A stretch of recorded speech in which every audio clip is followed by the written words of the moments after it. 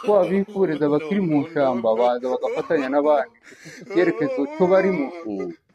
kizwi n'inyeshyamba zifatanye n'inyeshyamba zahunze igihugu cyazo bagataha bakagwanira igihugu cyabo cya Kongo. ni ukuri ubu mwe mwiyemeje kuza gufatanya nawe twongeye kuba mugakomeza gukuraho ubutegetsi bubi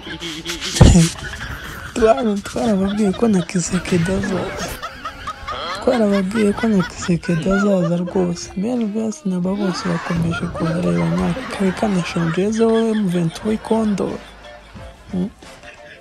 reba ni ukuri ubu mwibaza nk'imyaka gafite reba ukuntu kareba gashonjemo nk'uyu yajyaga he yegerekezaga y'urugamba reba ubu ni kapitene wenda rero kapitene wa FARDC banange nenda ntacyo muzabasha